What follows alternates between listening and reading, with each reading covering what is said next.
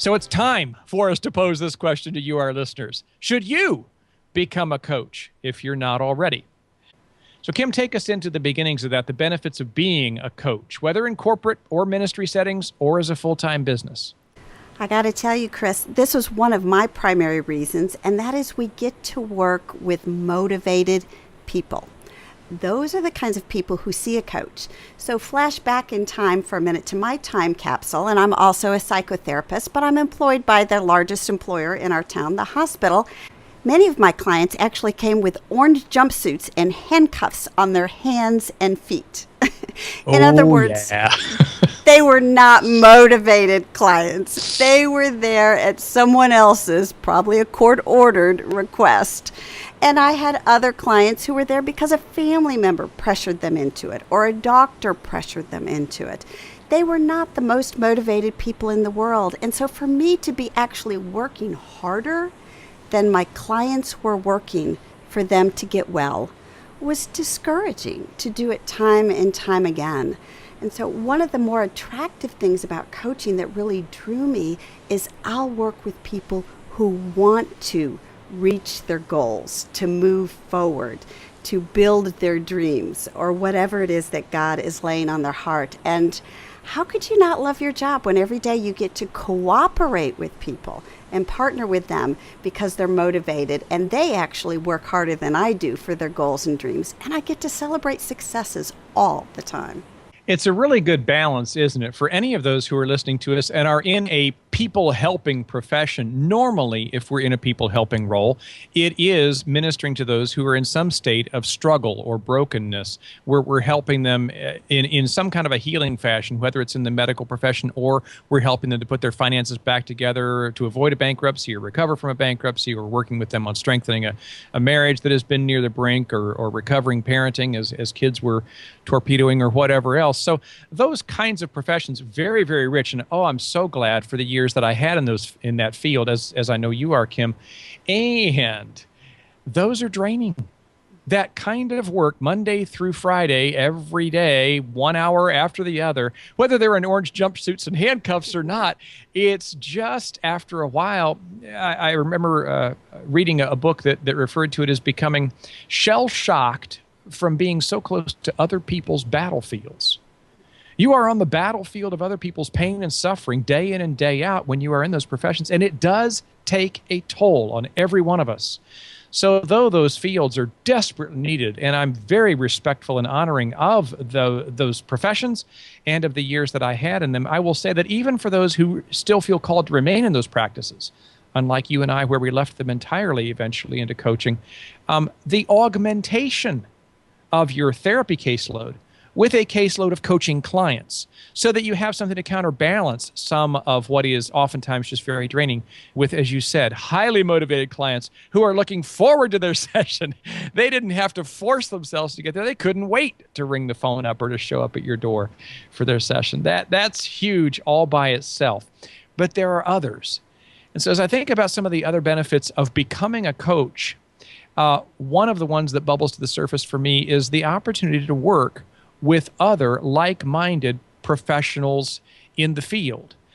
Coaching, of course, is generally practiced in solo practices. You're working from your home, or you might be working from your job doing it part-time, or you might be incorporating coaching into the work that you do, maybe in a human resources department at a place of employment, or in a ministry setting or whatever, or to your pastoral counseling and whatnot. But wherever you are doing the work, it's generally practiced individually. But you are wise if you begin to affiliate yourself with larger gatherings, larger groups of other professional grade coaches, those who are transitioning into the field, those who are already in the field and who are shaping it as it continues to grow. And boy, that's a rich place to be. Iron sharpening iron. I know that's one of the things that I enjoy so much about being in my Mastermind Group. Kim, you hear me talk about it all the time, and I've shared here on the podcast that I frequently connect with by video conference. The Mastermind Group I'm in with Dan Miller, a professional Christian coach, of course. Many of you listen to his podcast. And those of us in that Mastermind Group are all Christian business owners. We're not necessarily all coaches. Increasingly, those who are in there who are, say, attorneys or CPAs, or have written a book or do public speaking, they have seen what those of us who are coaches are doing with our coaching, And they're transitioning into the coaching because they're like, hey, why would I not do this? This is a way to build upon what I'm already doing. It's another source of income. It's another way to serve my clients. And wow, what a great fit in terms of my long-term vision for portability and flexibility of my schedule and lifestyle. So affiliating with others who are professional and are doing some pretty creative out-of-the-box things, another rich benefit of transitioning into the field. Absolutely. I remember the first time I went to a Christian coaching conference, and I called my husband that night and I said, I walked into the room for the first time in my life. I felt like I could talk to anyone in that room for any length of time and have things in common and be completely comfortable. I think Christian coaches are just the world's nicest people. I'm a little prejudiced, but that's my take on it anyway. Another benefit, I think, of being a coach is we get to make a large impact and a visible impact in people's lives. And when you think about business settings, sometimes even a measurable impact. The ICF, the International Coach Federation, is careful to research and study the effect of coaching in the workplace and in businesses, so we can get some direct ROI numbers so people understand whether they want to invest in a coach for their employees and that type of thing. And they have shown that it improves people's work performance, their business management, their time management, teams' effectiveness, self-confidence, relationships, communication skills, work-life balance, and the list goes on and on.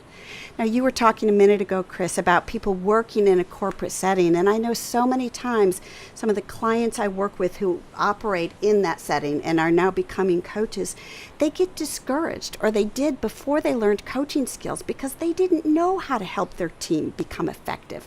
They didn't know how to give employee reviews where the employee was actually looking forward to the review, and they found it helpful. But the integration of coaching as a skill, even outside of having it as your private business, makes such a difference in feeling equipped and having a really useful, sharp, measurable tool to use in all settings of your life to help people move forward and cooperate more. It's an excellent point, and it's actually a great tee-up for the next item on our list here, which is that in addition to these things we're enumerating here, when you add coaching to your skill set, again, whether you use it in a private practice that you start to build on the side of your own and maybe eventually transition out into, or if you simply add it to by talking with your employer, your board, your direct boss or whatever, to see about adding it to your job description, the roles that you play there. When you do that, you actually oftentimes find yourself adding something into the mix that capitalizes more on your real areas of strength and passion. So many times people train for, say, the pastorate, or to become a guidance counselor, maybe at a school, or for the field of human resources. They're in an HR department inside of a company or something. And what they find that their days are filled with is a whole lot of paper pushing. They're doing administrative and paperworky kind of responsibilities, and they're going, man, I'm a people person. When do I get to do the real people work? And then, as you said, actually it comes time for performance reviews, and maybe the people they're doing them on just feel like they're being scrutinized and evaluated and criticized, and so it's not a very enjoyable, dynamic, growing kind of a experience anyway. It's just checking boxes and filling in paperwork yet again. Instead, when you get trained in professional grade coaching, it can start to change the whole carrying out of your responsibilities in those critical roles of influence inside of your company or your ministry. You get to really do what all of us people persons are particularly skilled at doing. You get to do it because you're integrating coach approach into every interaction that you have with people. It suddenly takes on much more power. It's not just completion of tasks. And the people above you notice. So many of my clients have reported they've tried to start a coaching proposal in their church or in their company and met with some initial resistance. People weren't really sure, so they kind of just got a small foot in the door. And once they saw the effectiveness of what is going on, that role towards coaching has grown and grown, and people have created new jobs and new job descriptions for themselves within churches, within organizations, and then certainly as business owners, doing what we love to do, not just the paperwork, but actually doing the skill of coaching, which certainly makes my day a whole lot better. Another benefit, I think, this is really personal to me, for going into coaching is that you get this, I'm going to call it an excuse for ongoing personal development, right? Right. I'm a learning junkie. I'm a lifelong learner. And what's fun, Chris, is to see at PCCI, Professional Christian Coaching Institute, most of our students are lifelong learners, the kind of people who are always trying to better themselves, to grow, to deepen their skills in all kinds of areas. And so I have all these interests and things I would love to dive in more deeply and learn more about. And as a coach, I have the excuse, or the reason, as it were, to engage in ongoing personal and professional development and not feel guilty a bit in taking classes, reading books, traveling to conferences, writing them off when appropriate for taxes. That's right. And all that sort of fun.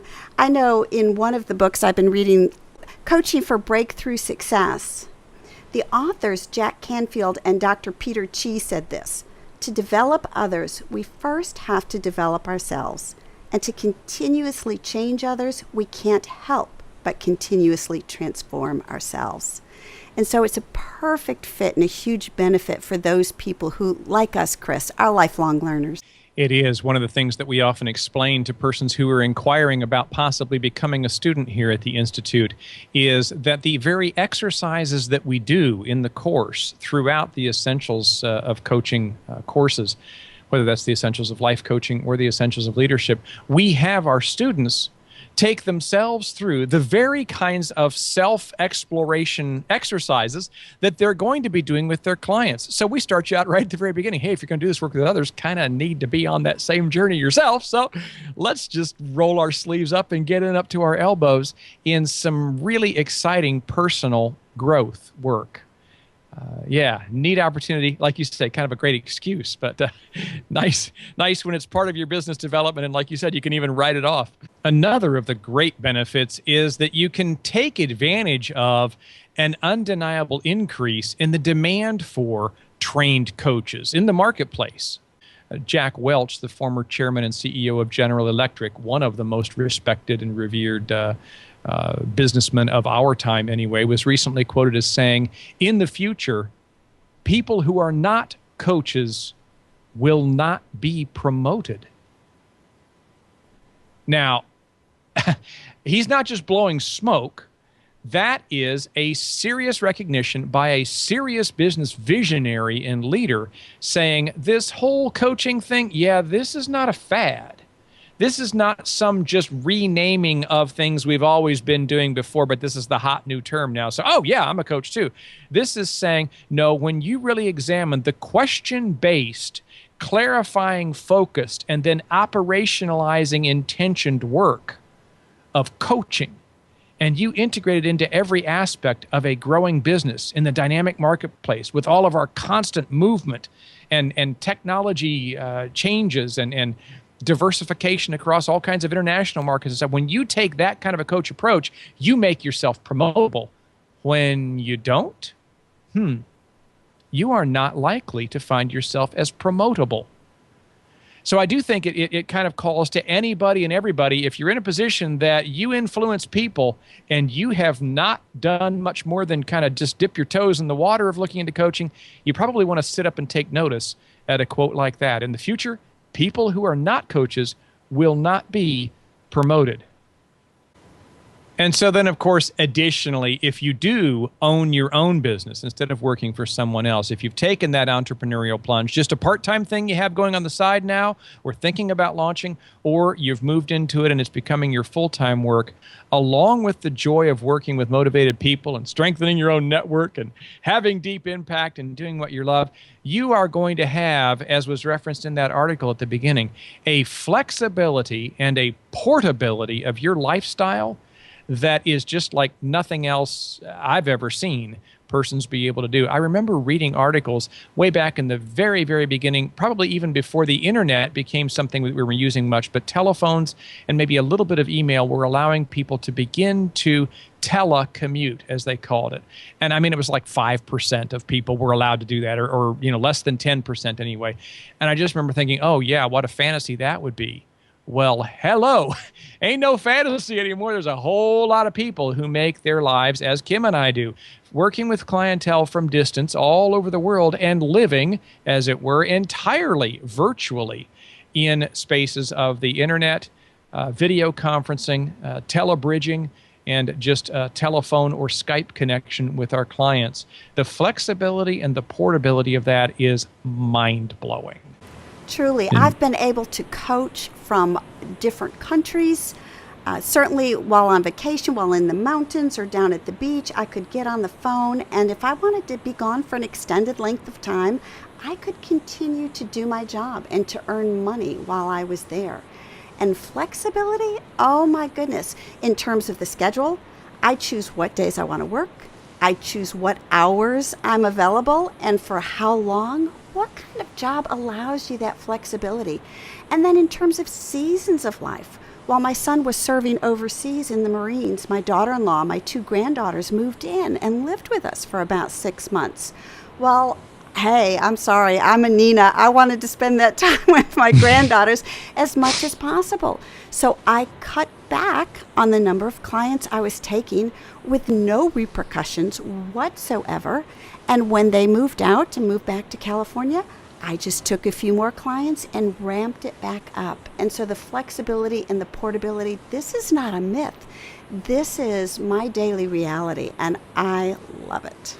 Well, and adding to that, we've got a pretty amazing income potential here as well. Anytime we start talking about income, I know Kim and I always both cringe a little bit internally because it's one of those things that's the most delicate of topics. Oh, we just shouldn't talk about that. And hey, money's not all that important anyway. And well, yeah, it is. Actually, you have to take that to the grocery store in order to buy groceries. It's kind of important for making the car payment and the house payment and the electric bill and all the rest. And a little bit of discretionary or a lot of discretionary, a good thing. We've talked on this podcast at other points about the value of looking at true financial success. But let's just kind of point out here that when we say that one of the other advantages is the potential to earn a fantastic income, that is not a pie in the sky nor a 1 in a million kind of a thing. Kim, the Mastermind Group that we're doing right now for new coaches, the goal there is just to be able to get to your first $100,000 a year income. Now, if somebody doesn't have that goal, that's fine, but an awful lot of them do. And an awful lot of them are afraid to believe that could actually be possible when, in fact, you can do the math and see that quite clearly with a very, very manageable caseload of 20 to 25 clients, you can be at $100,000, $120,000 a year income for your coaching business, which has very little overhead. But then our other mastermind group that's looking at helping persons to expand and diversify their incomes, hello, there we're looking at your first $250,000 to $500,000 and up. The number of things that you can do, again, plugging into what Kim just said about the flexibility and portability that you'll find in your life, is then a lot of other dreams that you've maybe harbored more like a fantasy than an actual dream or, a desire or an actual vision. Yeah, they could now be embraced as a vision and they could begin to be operationalized to become a reality because you have flexibility of time and you have platform to be able to do other things that you might never have had the opportunity to do before. So, yeah, earning great income potential all over the place. The sky's the limit. And people don't have to wait until they're successful or really been a coach for a long time. Another thing that's really great about coaching, I think, is that people can start to earn while they learn. So many professions, teaching, for example, I would assume physicians and attorneys, you have to get that degree. You have to complete school before you're allowed to go out and do what you've been trained to do. But in coach training, you can learn the skills and start to take clients and use those skills almost immediately. So you can transition into this field however gradually or all at once you want to. And again, not many other professions provide that kind of opportunity. I love that it doesn't even require us to give up those other roles. As I was saying a moment ago in my mastermind group with Dan Miller, most of the members are simply business owners, but they're practitioners in their field as CPAs or attorneys, or they run a healthcare facility for the elderly. Two of them are chiropractors. One of them is a pharmacist. Somebody works for a governmental entity in a large capacity, a high supervisory kind of a capacity. We have dentists. Or they have written a book and they do public speaking on that on the side or whatever. And they're adding in coaching as another service. And wow, another tremendous income stream. You don't have to stop doing what you're doing. You just add it right into the mix and it multiplies everything else. You wind up having feeders that feed each other back and forth. People can build what we call a portfolio life. Basically, you can write your own job description. Well, I'd like to be a public speaker, or I've always wanted to be an author, or I wanted to be a trainer and have coaching and do this. And so we can choose the roles that we want to play that earn us income and write our own job description so that we do really spend the majority of our time doing what we're good at and what we love to do.